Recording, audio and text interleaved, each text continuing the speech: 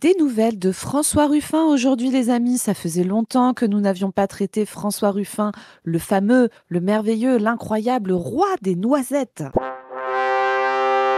Petit rappel de ce que sont les noisettes, les amis, car aujourd'hui nous parlons du roi. Le roi des noisettes, c'est celui qui se pense central, qui pense pouvoir faire la synthèse entre deux forces politiques contradictoires, mais qui va se retrouver telle la noisette dans le casse-noisette, enferré entre les deux bras du casse-noix, qui vont se refermer sur lui et qui vont le broyer. François Ruffin actuellement essaye de prendre la place d'une des deux branches du casse-noix, et à votre avis, laquelle a-t-il choisi? Eh bien, celle qui est la plus à droite, évidemment. Pour ça, j'invite mon ami Chris. Chris, comment ça va? Est-ce que tu es prêt à ce qu'on refasse un petit peu de noisettologie? Ça faisait pas longtemps, mais on adore. Bah ça va déjà, je suis toujours content, merci Zoé, je suis content que tu sois revenu de vacances pour faire des noisettes. Voilà, t'es revenu, t'étais bien en forme. Je t'ai mis devant Marine Tondelier, Ah ouais. la reine, et maintenant je te mets le roi. Donc là, belote et rebelote pour ceux qui qui connaissent les tips, voilà. C'est intéressant parce que du coup, on a vu dans Marine Tondelier qu'elle essayait de jouer alors l'équilibre, elle essaye pas trop de jouer les deux branches, etc. On a vu dans une capsule avec Padu assez profonde où on analyse un entretien de Olivier Faure avec Mediapart que Edoui Plenel a adoré, donc attention, alerte CIA. Voilà. Allez le voir, ça c'était plutôt pas mal, on rentre vraiment en profondeur et donc lui il essaye vraiment de récupérer la branche Glucksmann et là on va voir Ruffin essaye de faire pareil, alors c'est bizarre, parce que pourtant c'était l'homme des milieux populaires, Zoé, tu sais, celui qui va faire l'alliance des bourgs et des tours. Nous, on était persuadés, voilà, que les masses populaires, les gens d'en bas, les Corinne, les Rémi, les Nourdine, les Célia, assistantes d'éducation, caristes, qu'est-ce que t'as toi dans le personnel soignant? Aide-soignante, infirmière, voilà, t'étais derrière Ruffin, et là, on va voir en fait que non. Grosse surprise, alors, nous, vous savez, on est quand même aidé du sein graphique. On avait quand même 2-3 indices qu'on a prophétisés. Vous le verrez, c'est pas trop une surprise, mais là, il nous l'avoue clairement, notre ami Ruffin. On va le regarder tout de suite. Voilà ce qu'il va nous dire sur sa stratégie vis-à-vis de la conquête électorale. D'une part, moi, je ne veux pas donner à penser que le cœur de ma stratégie électorale serait d'aller reconquérir les électeurs du Rassemblement national, parce que malheureusement, déjà, je fais une pause. Énorme changement. Et c'est ça.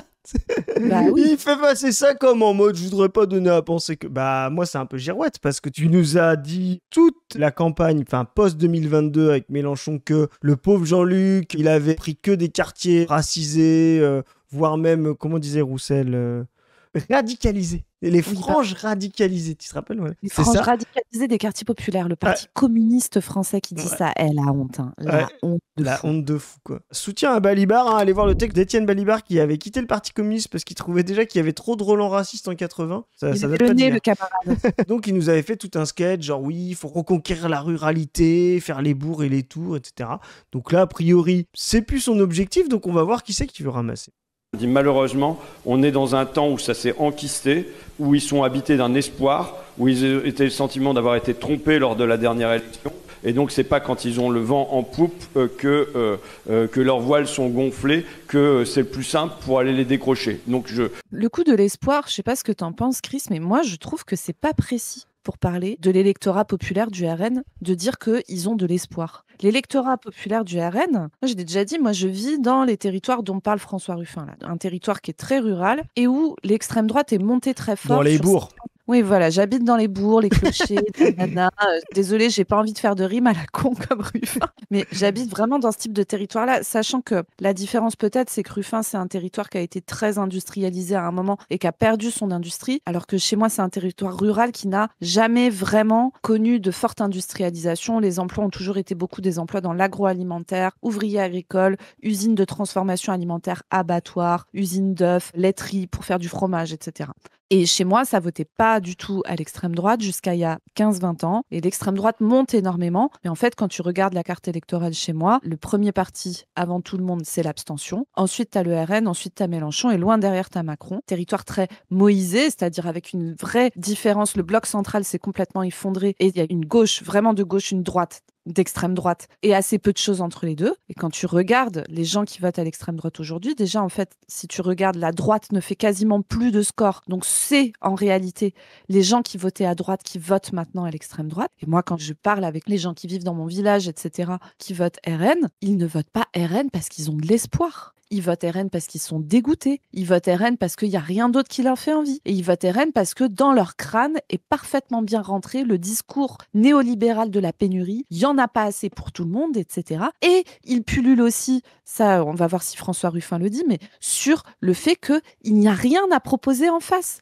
Ils ne croient pas à l'alternative possible. Quand tu leur dis, bah ouais, mais tu vois, toi, tu t'es fait niquer les épaules à l'abattoir, t'es agriculteur, tu te fais avoir par les marges de la grande distribution, etc., etc. En fait, les gens, ils ne croient pas possible le fait d'imposer un rapport de force avec la grande distribution, le fait de faire vraiment la retraite à 60 ans, le fait d'avoir une grande sécu à 100% pour tout le monde avec une bonne qualité de soins. Ils n'y croient pas. Donc, c'est pas un vote d'espoir. C'est un vote de dégoût, c'est un vote de rejet. Et c'est une erreur de le voir comme ça. Parce que du coup, si tu penses que c'est un vote d'espoir, tu vas être sur un truc défensif de comment on fait pour être face à ces gens qui ont plein d'espoir que le grand fascisme, etc. arrive au pouvoir. Et tu te dis pas, mais en fait, il va falloir proposer quelque chose en face qui soit radicalement différent et qui propose une vraie alternative et prouver que c'est possible. Ouais, on est complètement d'accord. Et surtout qu'en plus, là, il est un peu lâche, comme il fait d'habitude. Il dit pas, moi je pourrais comprendre qu'il puisse dire ok, c'est solidifié autour du pacte néolibéral d'extrême droite, mais il oublie une composante. Qu'est-ce qui fait cette solidité? C'est le racisme en fait. Pourquoi il ne prononce pas le mot? Pourquoi il le dit pas là? Bah oui, ils sont rentrés dans une logique où il y a que le racisme qui va leur donner, comment dire, une vision du monde claire dans lequel ils se projettent, c'est-à-dire de dire que eux, on leur dit qu'ils sont blancs ou français, souvent ça se recouvre, et c'est une manière aussi, on va dire, plus acceptable et, comme on dit maintenant, républicaine de le dire, voilà. Mais on leur fait comprendre qu'eux, ils sont natifs ou blancs ou quoi que ce soit, ou culturellement adéquats au projet, et on leur fait croire que, voilà, vous allez passer avant les autres. C'est le discours du Front National, du pacte raciste, depuis le début, les nôtres avant les autres, les Français d'abord, la préférence nationale, et pour eux, quand il y en avait à peu près pour tout le monde, cette idée de préférence nationale, c'était, comme tu l'as dit, ouais, un peu, voilà, contre des valeurs, etc. Quand à un moment donné, ça se bat pour la soupe, ou ça se bat pour les ressources, ça se bat pour le boulot, ça se bat pour les logements, bah effectivement, ça paraît très cohérent. Et ça, c'est hallucinant qu'ils ne soient pas capables de le dire que oui, le racisme, sans être un espoir en plus, tu vois, c'est ça qui est dur. C'est une cohérence programmatique. Et la question en face, c'est que tant que vous ne direz pas, il y en a assez pour tout le monde, il y en a assez pour tout le monde, et on va le voir, il va être incapable de le dire. Comment on va faire pour qu'il y en ait assez pour tout le monde?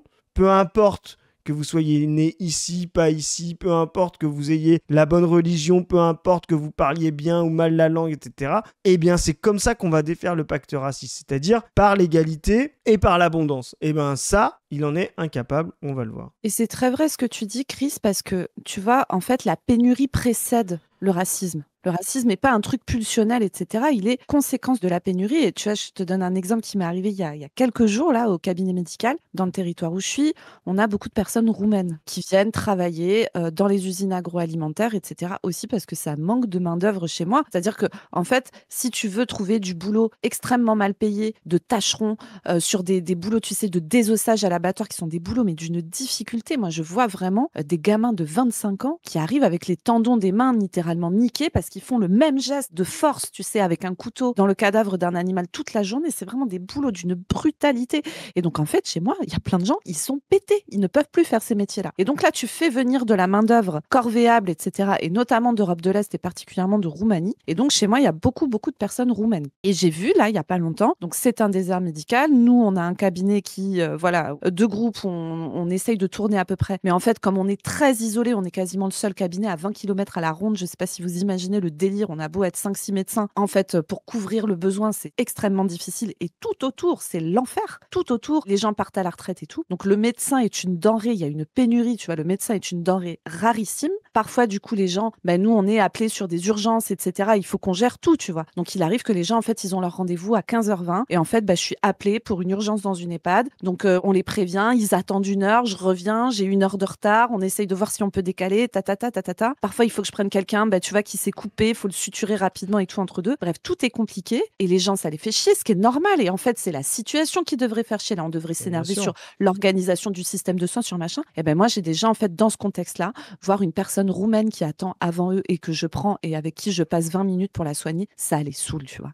Et vraiment, il y a une espèce de réflexe de, si ces gens n'étaient pas là, en fait, moi, j'aurais pu voir mon médecin 20 minutes plus tôt. Si ces gens n'étaient pas là, on pourrait avoir plus facilement un rendez-vous. C'est ça le réflexe. Et tu vois, c'est très précis parce que j'ai souvenir de Frédéric Lordon, Tu sais, quand il a sorti son bouquin Pulsion, etc. Alors, si vous vous rappelez, Lordon a écrit un bouquin avec Sandra Lucbert qui est sorti l'an dernier, fin 2024, je crois, ou début 2025, qui s'appelle Pulsion et en gros qui essaye d'expliquer le capitalisme en utilisant alors un certain nombre de choses, notamment des notions psychanalytiques pour dire qu'en fait, il y a une part pulsionnelle au rapport au capitalisme, etc. Et il prenait l'exemple des déserts médicaux et il disait, il y a des endroits dans lesquels le seul médecin disponible est un médecin roumain, ce qui est une réalité en France pour pallier à la pénurie de médecins. Il y a beaucoup de médecins étrangers qui viennent. Alors, ils sont utilisés de manière absolument scandaleuse dans les hôpitaux publics. Alors, sachez que les hôpitaux publics français tournent avec les médecins étrangers. Enfin, vraiment, aujourd'hui, c'est une réalité. Qu'on fait travailler avec des contrats de bien moins bonne qualité que les médecins français, qui sont sous-payés, qui sont parfois surexploités. Enfin, tu vois, la division raciale du travail, tu la vois là aussi, vraiment. Et il y a aussi des médecins libéraux qui s'installent, des dentistes roumains, des kinés roumains, des médecins généralistes roumains. On va dire heureusement qu'ils sont là parce que sinon, il n'y a personne d'autre. Et Lordon dit, vous vous rendez compte du niveau de racisme ? En fait, les gens préfèrent ne pas se faire soigner les dents plutôt qu'aller voir un dentiste roumain. Et alors, vraiment, alors, je ne sais pas où est l'exemple de Frédéric Lordon quand il a vu ça, parce que c'est faux. Enfin, Oui, désolé, mais chez moi, il y a plein de gens qui sont très racistes, mais vraiment. Je vous jure que s'il faut aller se faire soigner une dent et que le dentiste est roumain, ils vont chez le dentiste roumain. Parce qu'encore une fois, ce n'est pas le racisme qui précède la pénurie, c'est la pénurie qui entraîne le racisme. Et tu le vois bien dans ce truc-là. C'est-à-dire que voir un patient roumain attendre avant toi chez le médecin, ça t'est insupportable. Parce que ça ne te vient pas à l'idée qu'en fait, c'est la pénurie le problème. Tu te demandes pas comment on fait pour qu'il y ait plus. Tu te dis, en fait, il faudrait qu'on soit moins. Comme il y a moins à prendre. C'est ça la théorie de la pénurie. Exactement. Mais quand il y a un dentiste roumain, moi, je ne sais pas dans quel monde il a vu que les gens n'allaient pas le voir. C'est faux. Alors parfois, ce qui peut coincer, par exemple, c'est que un professionnel de santé, quand il parle pas bien ta langue et tout, parfois tu comprends pas bien les consignes, puis toi, tu as du mal à t'exprimer. Parfois, toi-même, c'est compliqué, tu vois, de parler de tes symptômes et tout quand t'as pas, le vocabulaire sur la santé, l'habitude de parler de ton corps et tout ça. Et donc, ça peut poser ce type de problème-là. Mais en fait, les gens ne refusent pas d'aller voir un dentiste parce qu'il est roumain. Tu vois ce que je veux dire? Et c'est important de comprendre ça pour comprendre comment fonctionne le discours de la pénurie néolibérale et comment ça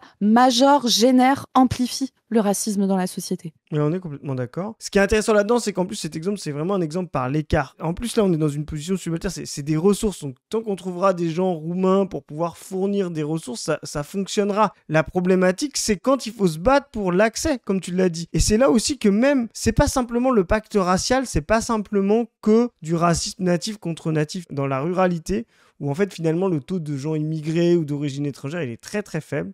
C'est la violence sur les cassos. Tu vois, il y a ce truc, vous allez dans la ruralité, dans les soi-disant bourgs dont il parle, voilà, et tu as une racialisation sociale. On trouve l'enfant, il travaille pas, nanana, tu vois, tu as vraiment ce discours aussi, clairement. Exactement. Et tu vois, et ça c'est la même chose, c'est-à-dire que là on va voir ce que c'est le pacte raciste et libéral conservateur, c'est il faut exclure des gens de l'accès aux ressources. Et ça va être à un moment donné d'abord les étrangers, ensuite ceux qui n'ont pas la bonne religion, la bonne culture, et ensuite ce sera ceux qui n'en font pas assez. Les cassos, les feignasses, tu vois, c'est tout ça en fait le pacte raciste. Et c'est jamais quelque chose qui donne espoir. C'est justement la gestion du désespoir. C'est la gestion grégaire. Donc vraiment dire qu'ils ont un espoir les gens du RN et qu'il est trop fort cet espoir et qu'on peut pas y toucher, mais c'est vraiment la défaite, c'est ce qu'il vient de nous dire, quoi. Mais je pense qu'il y croit, je pense qu'il y croit et en même temps c'est une girouette, quoi. Moi je préférerais qu'il perde avec, tu vois, moi je suis un peu un romantique quelque part. Des fois je me dis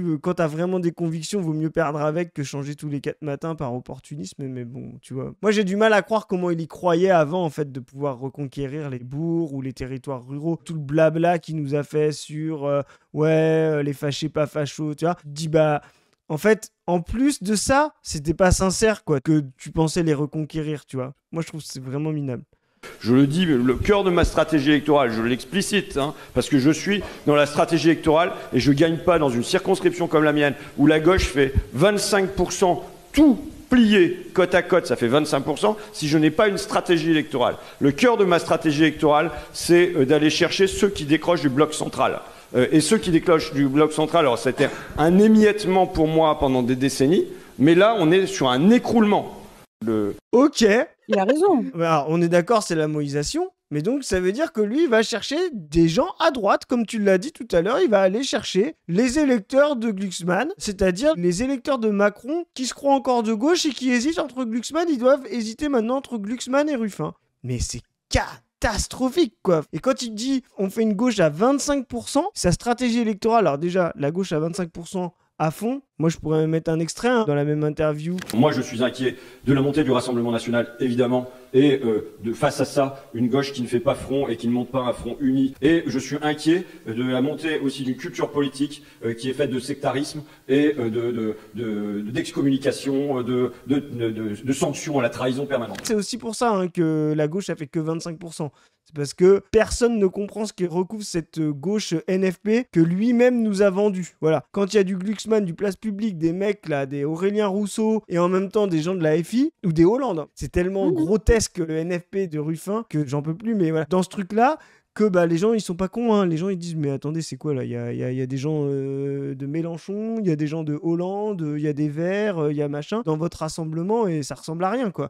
Donc effectivement vous perdez des deux bords, vous perdez des gens du centre qui vont voter Macron, que veut reconquérir notre ami Ruffin, et puis vous perdez des gens de la radicalité qui disent un truc que nous on va peut-être répéter à l'avenir mais plus jamais PS quoi. Enfin voilà, moi c'est peut-être ce qui va se passer, quoi. Voilà. Notamment, quand je disais au départ, il y a plein de gens qui croient pas à l'alternative. Comment tu veux raconter aux gens que tu vas faire la retraite à 60 ans, voire même moins, notamment pour les franges, de la population qui ont les corps cassés par le travail, etc. Comment tu veux leur faire croire ça si tu t'allies avec François Hollande, qui, je le rappelle, a fait lui aussi une réforme des retraites, en portant la retraite à 43 annuités. C'était la réforme Marisol Touraine. Fun fact, Jean Massier était au cabinet de Marisol Touraine à cette époque-là.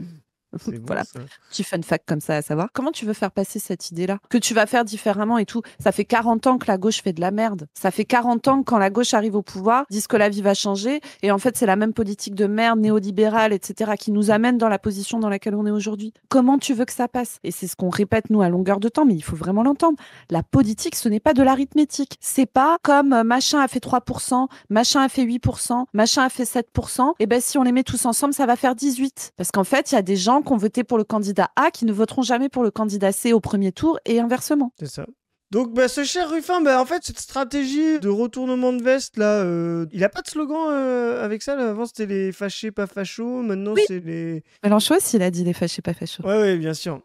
Mais à un moment donné, tu sais, il était allé plus loin. Moi, j'avais dit c'était les fachos, pas fâcheux. Tu sais, il était prêt à surfer sur les trucs de Roussel et tout. Voilà. Ce qui est intéressant, c'est qu'on va voir qu'en fait... Alors, moi, je vais citer une très grande tweetos, Docteur Zoé, qui nous avait dit... Contexte. Vas-y. C'était au moment de l'élection législative 2024. Élection législative 2024 où Ruffin a été réélu ras du cul. Je crois qu'il est vraiment passé à que dalle. Moi, je pense que c'est là le moment où il a changé de stratégie. Là. Totalement.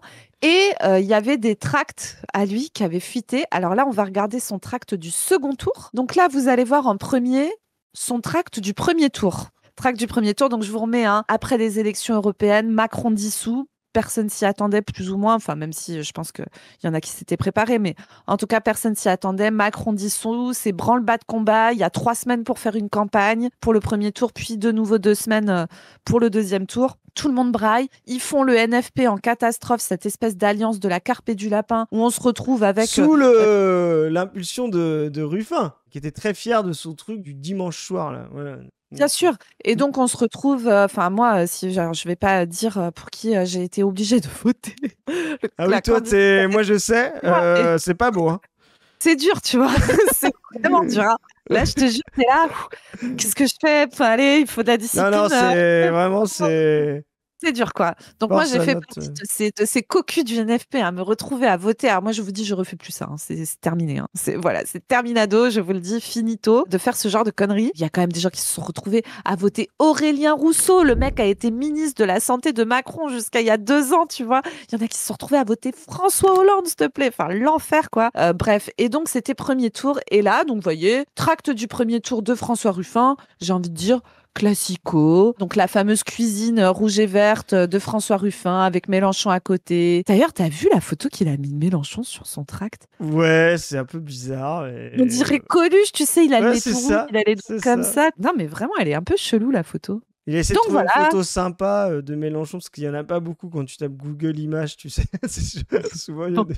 C'est les journalistes qui les mettent en ligne. Non, C'est donc ça. voilà, il est là, il se prend en photo, un député proche des gens, proche de vous. Putain, il y a vraiment un côté condescendant dans la com Ah de ouais, Ruffin. bah ça, on peut en parler, fou. mais... Face à l'extrême droite, il nous faut un front populaire avec Jean-Luc Mélenchon. Donc, ouais, c'était assez clairement, voilà, dimanche 30 juin, je vote Ruffin. Ah, bah, bien sûr, une petite rime, sinon c'est pas drôle.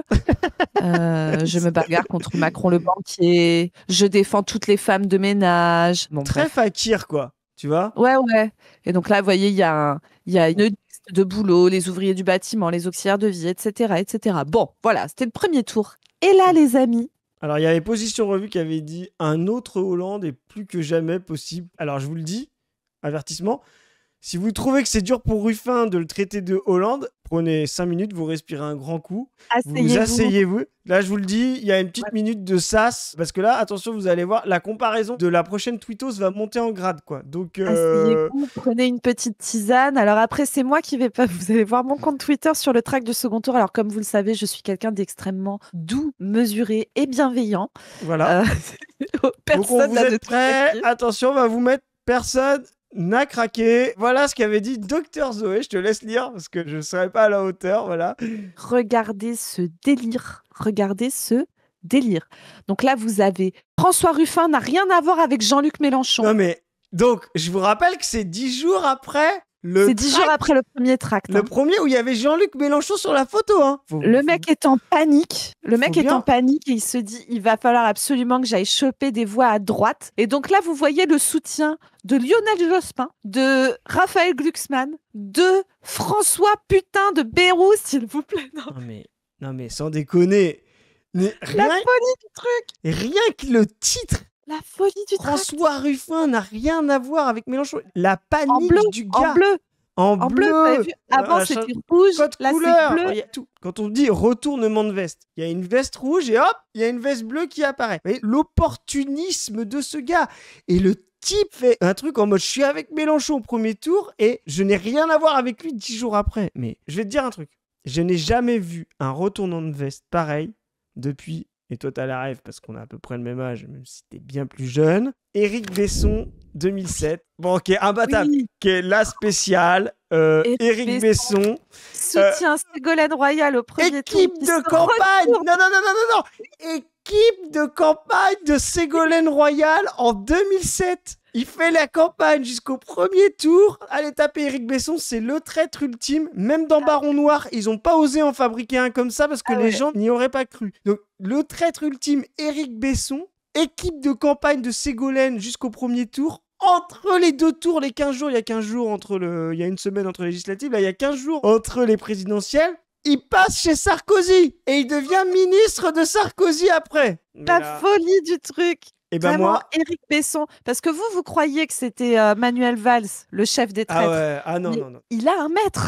Ah ouais, qui vous êtes s'appelle trop... Éric Besson. Et j'avais pas vu ça entre deux tours. Et là, sur l'échelle de Éric Besson, on est à 7. C'est vraiment très très fort. Tu vois, on est à 7 sur l'échelle de Éric Besson qui, je rappelle, va de 1 à 10 quoi.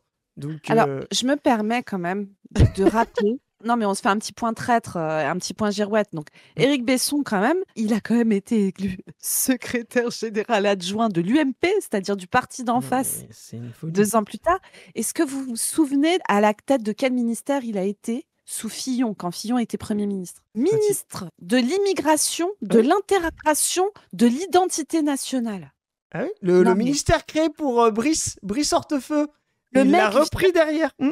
Le mec vient du parti socialiste. Non mais bon, bref. Voilà, donc on est sur ce niveau-là avec François Ruffin, un petit peu en dessous, mais on est quand même sur un gros niveau. Et donc j'avoue qu'à l'époque, il se peut que nous étions en campagne, que j'étais un peu fatiguée, et donc que j'ai eu des mots un petit peu salés. Alors voilà, je te laisse les lire parce que moi, je suis choqué. Ruffin, l'homme de gauche, validé par Bayrou, Glucksmann et Jospin. Dans le prochain épisode, Ruffin, le féministe, validé par Darmanin, Émile Louis et Jonathan Daval. On a hâte d'avoir l'avis de Marc Dutroux sur son programme de protection de l'enfance. Voilà, bon. Voilà, vous étiez assis. J'aime bien faire un peu de sarcasme. J'espère que vous étiez arrêtés sur le côté si vous écoutez ça en voiture. Il y a peut-être un petit peu d'énervement dans mes paroles, mais comprenez quand même la dinguerie du truc. Et c'est surtout, moi, je n'ai aucune confiance dans ce mec pour faire un rapport de force avec la bourgeoisie, pour faire un rapport de force avec l'Europe, pour faire un rapport de force avec le FMI. Comment tu veux que ça se passe bien? Ça ne peut pas bien se passer, c'est évident. Et donc, en fait, là, Chris, tu vas nous mettre un peu sa carte électorale, mais la réalité, c'est que Ruffin, ça fait longtemps, en fait. Ruffin s'est raconté pendant des années que lui, contrairement au reste de LFI, alors il était dans le groupe parlementaire de la France Insoumise, il n'y est plus maintenant, mais en fait il n'était pas à la France Insoumise dans l'organisation, il était sous l'étiquette Picardie Debout, qui est son parti, voilà, le parti de François Ruffin. Et donc vous allez voir, là on va vous mettre la carte électorale, mais contrairement à ce que se raconte François Ruffin, ce n'est pas vrai que lui, comme surtout il n'était pas très clair sur les questions antiracistes, sur les questions d'islamophobie, ça lui permettait de ramener, c'était vraiment ce qu'il pensait, hein, qu'en fait être pas clair sur ces trucs-là, ça lui permettait de ramener une partie, on va dire, du prolétariat blanc, plutôt rural, etc. La réalité, quand vous regardez les cartes électorales de sa circonscription, c'est qu'en fait, cet électorat-là, c'est jamais lui qui l'a fait élire. Il a toujours été élu au second tour par les voix du centre. Vas-y, Chris, je te laisse expliquer, mais... Alors déjà, ce qui est intéressant, c'est qu'il nous vend un truc des bourgs, des tours, voilà. Déjà, sa circo, on peut le voir ici, hein, c'est vraiment une des circos les plus urbaines, en fait, de la Somme. C'est la première de la Somme. Vous voyez, le taux d'urbanisation est très important, et notamment, ici, cette petite partie qui est les quartiers d'Amiens. On n'est vraiment pas du tout dans les territoires dont toi, tu décrivais, hein, qui sont vraiment très, très ruraux, là. Je sais pas si tu vois, Zoé, si tu vois. En beige, enfin en blanc quoi, quasiment quoi. Lui il est vraiment dans ce qu'on appelle les territoires périphériques, tu vois, pavillonnaires, voilà, donc vraiment très urbain, très ville d'Amiens, ou des territoires pavillonnaires, petites banlieues, voilà, avec, on va le voir, un taux d'employés ouvriers. Donc on va le voir en termes de PCS, vous voyez la circo de Ruffin elle est par là, et donc ça c'est les superbes données de Monsieur Piketty et Madame Cagé là dans leur livre Une histoire du conflit politique. Donc on peut voir le taux d'ouvriers employés, quand vous êtes très foncé c'est que vous en avez beaucoup sur les communes, donc ça c'est la Somme, hein. Et quand vous êtes très clair c'est que vous avez très peu d'ouvriers employés sur ces communes là. Et on voit en fait que le territoire de Ruffin c'est un territoire finalement assez peu ouvriers employés aussi. Donc on a des aires très urbaines, assez peu ouvriers employés, donc en fait on va avoir beaucoup de classes intermédiaires, de cadres, peut-être de fonctionnaires ou voilà d'agents territoriaux qui vont travailler plutôt à la ville. Ici vous voyez c'est le centre d'Amiens, donc c'est là où vous avez la plus forte concentration de cadres, voilà, cadres supérieurs, donc c'est pour ça que vous avez un très faible taux d'employés ouvriers. Et vous voyez dans sa circo, c'est vraiment pas des territoires ouvriers. Donc déjà c'est une bêtise de nous dire que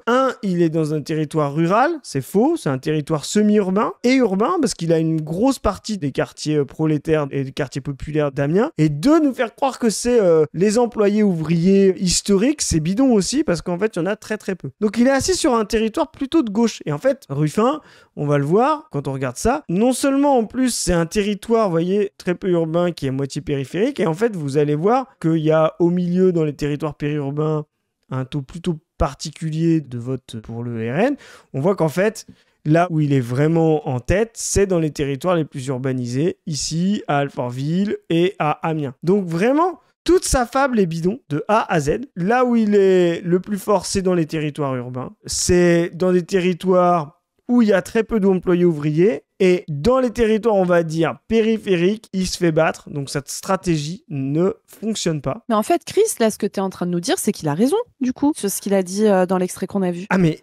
clairement, en fait, c'est un aveu de défaite et de faiblesse ce qu'il fait Ruffin. Il comprend que sa stratégie d'aller draguer les gens, et nous on a fait une très bonne émission sur Isonomia, sur les bourgs et les tours. En fait, nous ce qu'on répète, c'est que ça c'est des éléments de langage du RN, et que faire croire qu'il y a d'un côté une France des bourgs, d'un côté une France des tours, et non pas, comme tu l'as dit tout à l'heure, la France des déserts médicaux, c'est-à-dire de donner un point nodal central. Bourg et tours, c'est déjà un point de division. Et déjà, c'est un point de division asymétrique. Quand vous dites bourg, il y a 99% de la population qui a une vision positive des bourgs. Petite église, petit machin, tu sais, la force tranquille de Mitterrand. Hop, il a mis une petite église, voilà. Très fréquent d'avoir un bourg en fond d'affiche électorale. C'est très rare d'avoir des tours. Hein. Voilà, tu sais, genre, personne se dit, tu vois, équipe de communication, mettons des barres d'immeubles de grands ensembles pour faire rêver les gens, tu vois. Donc vraiment, rien que l'idée des tours, même les gens qui habitent dans les tours n'en sont pas satisfaits. C'est des territoires ghettoisés qui sont proches des villes mais qui sont sous-équipés en termes d'infrastructures, de réseaux. Bon, bref, donc déjà ça c'est une chose qui est oppositionnelle et asymétrique. Alors qu'en fait, il y a une réalité commune de ces gens-là. Et ce qu'il faut qu'on arrive à nous, c'est de faire la réalité commune, ce que tu as dit toi, les déserts médicaux. Quand vous êtes dans un grand ensemble, vous avez un désert médical, c'est-à-dire vous avez un médecin, je sais pas, t'as mieux les chiffres que moi, mais pour 20 000 habitants. Alors ça va peut-être être concentré sur un tout petit espace de kilomètres carrés quand ça va être dans des grands ensembles et sur un territoire très large de kilomètres carrés quand ça va être dans ton territoire à toi, Zoé, mais ça reste un désert médical. Et donc c'est ça qu'il faut penser. La France des déserts médicaux,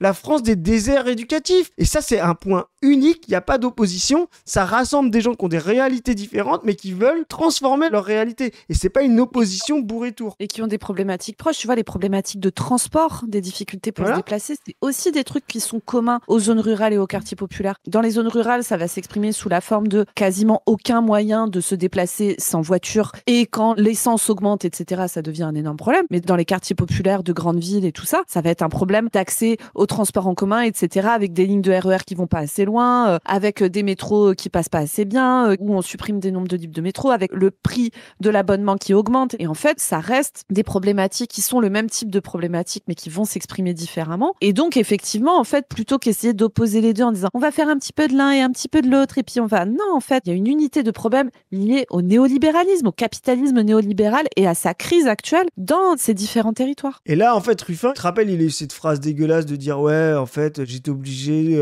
dans les quartiers de faire des tracts aux faciès. Tu te rappelles, il avait dit un truc immonde comme ça. Et en fait, comme sa stratégie ne fonctionne pas, voire même, je le dis, parce que vous voyez, il est passé tout près de la correctionnelle, hein, ça c'est les résultats de la première circo de la Somme en 2024. Juste pour vous donner un ordre d'idée de sa stratégie sur la ruralité, parce que c'était ça qu'il voulait reprendre à Mélenchon. Vous voyez, la circo c'est 52% pour Ruffin, 47% pour le candidat du Rassemblement National. Dans Amiens, c'est 70-30. Donc la stratégie de reconquête de la ruralité, elle est ridicule, quoi. Donc tout ça, en fait, ce qui est catastrophique, et là on voit l'opportunisme, et c'est là où je trouve ça minable, et c'est exactement ce qui est incarné par ce tract, en fait. On voit l'opportunisme, il se dit, ma stratégie ne fonctionne pas, voire même ce qu'on annonce depuis toujours, elle fabrique du Rassemblement National, parce qu'elle donne les éléments de langage du Rassemblement National. On détaille ça, vraiment, écoutez l'émission chez Isonomia, on détaille ça de manière plus importante. Elle fabrique du Rassemblement National, donc il a fabriqué du Rassemblement National avec ses conneries de bourg, de tours, de machin, et maintenant... qui se rend compte qu'il a joué avec le feu, il va demander à Macron et à Bayrou l'extincteur pour pouvoir survivre. C'est exactement ce qu'il a fait là avec son tract minable, où il dit vraiment, mais comment on peut dire ça? Il a été élu à la France Insoumise, on n'a rien à voir avec Jean-Luc Mélenchon, mais il faut vraiment avoir aucune face. Et c'est cette personne-là qui a dit, il faut qu'on reste unis, il faut pas qu'on soit sectaire, Non, mais pour sauver ton poste, t'as fait la pire saloperie possible. Et donc là maintenant, il en fait non pas une stratégie opportuniste d'entre-deux tours, il en fait une stratégie définitive, et il dit, maintenant, en fait, j'ai radicalisé des gens à l'extrême droite en leur racontant des trucs de bourg, de tours, d'avoir surfé avec les idées d'opposition entre les gens dans les quartiers et les gens dans la ruralité. Maintenant, ils ont trop d'espoir, soi-disant. Moi, je pense qu'ils ont trop de désespoir en toi, en fait, François Ruffin, tu vois. Voilà, c'est plutôt ça. Et maintenant, il faudrait les oublier et aller chercher un autre électorat, c'est-à-dire les déçus d'Aurélien Rousseau, les déçus de Sacha Houlier, les déçus de Macron de gauche. In fine, ça veut dire quoi? Ça veut dire quand même que ça va être... Vous amènerez pas les déçus de Macron sur un programme de rupture radicale avec le néolibéralisme, donc ça veut dire que François Ruffin, il va vous vendre un petit programme de droite. Allez, il sera peut-être à la gauche du PS, mais ça restera le PS, le hollandisme. Il nous fera des déclarations sur son ennemi la finance, son ennemi les banquiers, et à la fin, il travaillera comme tout le monde. Vous voyez, quand on est capable de faire ça entre deux tours pour un petit poste de député de la première circonscription de la Somme, imaginez-vous ce qu'on est prêt comme trahison pour être président de la République. Et nous, ce qu'on a toujours dit sur la stratégie électorale, parce que, en gros, si t'es de gauche et que tu as envie de prendre le pouvoir, tu te poses la question au premier tour de où est-ce que je peux élargir mon assise électorale. Donc, tu peux te dire, en gros, il y a 3 grands endroits. Je peux aller chercher les abstentionnistes, je peux aller chercher les gens qui sont centre-gauche, etc., essayer de les radicaliser, ou je peux aller chercher des classes populaires qui votent RN, qui normalement auraient, par intérêt de classe, etc., intérêt à voter à gauche, aller chercher ces gens-là. Parce que si t'es un peu lucide, les gens qui vont aller voter François Fillon ou Bruno Retailleau au premier tour, en étant en mode « ouais, ouais, de toute façon, le service public, c'est de la merde, faux pro-business, vive les patrons, etc. Bon, ça, faut arrêter. Enfin, tu vois, ces gens, de toute façon, tu vas pas aller les chercher. Donc, tu peux te dire que tu peux aller chercher dans ces 3 endroits-là. Et donc là, vous avez compris, Ruffin, pensez aller chercher au 3e endroit et pense maintenant aller chercher au 2e. Mais tu peux aussi te dire que là, la configuration qu'il va y avoir au présidentiel, allez voir la vidéo qu'on a faite sur comment Mélenchon va gagner le premier tour de la prochaine élection présidentielle. Tu peux aussi te dire que là, en fait, la manière dont les choses se présentent, c'est qu'en fait, il va y avoir un candidat du centre, un candidat de droite, un candidat d'extrême droite, un candidat centre-gauche et un candidat gauche radicale. En gros, hein, tu vois. Donc, ça fait 5 candidats qui vont être à peu près dans les mêmes trucs et en fait, la barre pour passer le second tour, elle va probablement pas être très élevée. C'est-à-dire que tout le monde risque de faire, dans ceux qui risquent de l'avoir, risque de faire 15-20. Et donc, est-ce que vraiment la question c'est d'aller élargir au maximum ta base ou est-ce que c'est de solidifier ton électorat dont t'es sûr? Pour se dire, et nous on a toujours dit, à gauche 5 candidats c'est trop, 1 c'est pas assez. 1 c'est pas assez, on vous l'expliquait juste avant, parce que tu ne peux pas mobiliser un électorat, des gens, etc. sur une candidature qui va de Glucksmann à la gauche de la France insoumise. Ce ne sont pas les mêmes programmes, ce ne sont pas les mêmes projets politiques, ce ne sont pas les mêmes visions du monde, etc. Ce ne sont pas les mêmes types d'électorats qui votent. Si tu essayes d'aller gratter côté Glucksmann, tu vas perdre côté gauche radicale et inversement. Et en général, une candidature unitaire, elle a tendance à aller gratter côté centre-droit. Je me mets dans votre sens à vous, côté centre-droit comme ça. Donc, l'intérêt d'avoir 2 gauches différentes au premier tour, c'est aussi de faire une campagne présidentielle qui se fasse sur des thèmes de gauche. Parce que si vous avez un candidat de l'unité, machin truc et tout, qu'est-ce qui va se passer? Ça va être les débats entre Retailleau et Le Pen ou Bardella qui vont être là à faire nanana, qui est le plus raciste? Est-ce que c'est vraiment beaucoup l'immigration ou un peu l'immigration le problème? Faut virer l'aide médicale d'État et notre identité. Est-ce qu'il n'y a pas trop de musulmans? Est-ce que le fait qu'il y ait des femmes qui portent le voile, c'est pas un problème? Ça va être sur des thèmes de droite. Et donc, s'il y a 2 candidats de gauche qui s'affrontent fortement au premier tour, ça permet aussi de faire une campagne sur des thèmes de gauche. L'écologie, le SMIC, la retraite, l'accès aux soins, la sécu, la lutte contre les violences policières, contre le racisme, etc. Des thèmes qui vont mettre une campagne sur des thématiques de gauche. Et du coup, au second tour, si vous en avez un des 2, des candidats de gauche qui passent la barre du second tour. Là, vous allez avoir un effet de rassemblement parce qu'en fait, les gens qui votent Glucksmann, s'ils ont le choix entre Mélenchon et Retailleau ou Bardella, ils vont quand même aller voter Mélenchon. Ça va les faire chier, ça va leur piquer le nez. Comme nous, ça nous a fait chier d'aller faire barrage, etc. Exactement. Mais ils vont le faire. Inversement, l'inverse sera aussi vrai. Et vous aurez eu une campagne avec une grosse dynamique à gauche et tout. Si vous faites un candidat unique, oui, il va faire entre 25 et 30% au premier tour. Et au second tour, il va faire entre 25 et 30% ou 30-35. Enfin, il va pas réussir à mobiliser un électorat. Est-ce que vous comprenez un peu la logique? L'unité, se dire que la politique c'est de l'arithmétique et que tu prends les 6 candidats de gauche et que tu les additionnes et que ça fait 40 et que du coup c'est vachement mieux, etc. C'est une connerie et c'est une magistrale connerie, notamment de ne pas comprendre quelle est l'importance d'avoir des thèmes de gauche dans cette campagne présidentielle. Sinon on va se faire broyer, quoi. C'est ça. Mais c'est intéressant parce que ce que tu dis, je vais conclure là-dessus. Tu vois, j'ai mis les résultats en 2024 là, du premier tour de sa circo à Ruffin, qui est vraiment une circo. On peut faire un test, c'est prêt, un circo de mobilisation. Pourquoi? Parce que en fait, il n'y a plus de droite dans cette circo-là. Vous regardez le premier tour, il n'y a plus de candidats de droite. C'est 40% du RN au premier tour. Ce qui est un peu le cas de ce que tu décris, toi, dans la ruralité. Hein. C'est la droite républicaine qui se fait manger par le RN. Ah ouais. Il y a une gauche au premier tour à 33 et il y a un reliquat de Ensemble à 22. Donc ce que nous on dit, c'est qu'en fait ces équilibres-là seront à peu près les mêmes en 2027. Sauf que notre François Ruffin, lui, ce qu'il veut, c'est solidifier autour de lui la noisette, le roi, là, c'est 33% de gauche, là, comme si c'était possible. C'est-à-dire avoir l'AFI, le PS, voilà, dans ces 33%. Et en même temps, séduire ces gens-là dès le premier tour. Donc, encore plus aller à droite pour imaginer faire 40%, 40-40 au premier tour et donc gagner le second. Mais ça, c'est n'importe quoi. Ce qu'il faut faire sur ces ensembles-là, c'est très clair. C'est de dire, fracturons ce bloc-là, maximisons une ligne. Allez, Ruffin, tu veux faire du Glucksmann, bah, tu te mets avec Glucksmann, tu te mets avec le PS et tu prends des voix là à Ensemble et tu laisses la gauche de rupture FI tranquille faire un programme de rupture et aller chercher les gens. Et donc, tu fais réduire ce 22% là à 10, 11, allez 15 maxi et tu mets de gauche, la gauche de droite que tu veux incarner maintenant que tu dis que tu veux les reliquats du centre, et bah tu les prends au premier tour. Par contre, tu nous demandes pas la gauche de rupture de vouloir être avec toi. Voilà. Tu veux aller chercher ces gens-là dès le premier tour, très bien. Tu lâches la rupture, tu l'assumes et tu laisses un candidat de gauche de rupture t'affronter. Et donc, toi, tu vas aller chercher ces gens-là. Tu feras peut-être 18, 19. La gauche de rupture, elle va peut-être faire pareil autour du tour. On fera en sorte qu'elle soit maximisée, qu'elle soit devant toi. Et comme l'a dit Zoé, à la fin, le deuxième candidat à gauche se reportera sur le premier candidat. Tout simplement. Mais faire croire qu'on peut garder cette base-là, qui est déjà un problème, pour mobiliser les abstentionnistes, pour mobiliser les gens dégoûtés du PS, pour mobiliser les gens dégoûtés de la politique, et en même temps aller chercher ces gens-là, c'est n'importe quoi. Et c'est la stratégie de compromission et de renoncement le plus sûr du sûr, et qui était incarnée justement par ce qu'a fait Ruffin avec ce tract minable. Voilà. Donc là, il l'assume, il veut le faire, très bien. Par contre, il faut plus demander l'unité, l'union. Tu fais ça avec Glucksmann, tu fais ça avec le PS, tu fais ça avec les gens qui trouvent que même l'attaque Zuckman faut une version light, et tu laisses la gauche de rupture tranquille parce que tu as renoncé. Tu y as renoncé et tu nous fais croire que c'est une question de personne, que tu as renoncé à Mélenchon. En fait, non, tu as renoncé à la rupture. Te cache pas derrière des personnes pour parler de ton programme. Bon voilà, donc comme vous l'avez vu en conclusion, bah oui, nous ici à la Pas du Team, on n'est pas Team Ruffin, ça fait très très longtemps que vous le savez, parce qu'on a une opposition avec lui, que ce soit sur le fond, sur le programme politique, sur le discours politique tenu, les bourgs, les tours, les machins. Alors moi j'ai un problème de forme avec, je n'en peux plus des rimes et de ces jeux de mots de con, mais bon ça c'est, là c'est bon, ça s'est bien passé, là aujourd'hui on s'en est pas trop tapé, et puis on a... On a filtré, hein. Oui.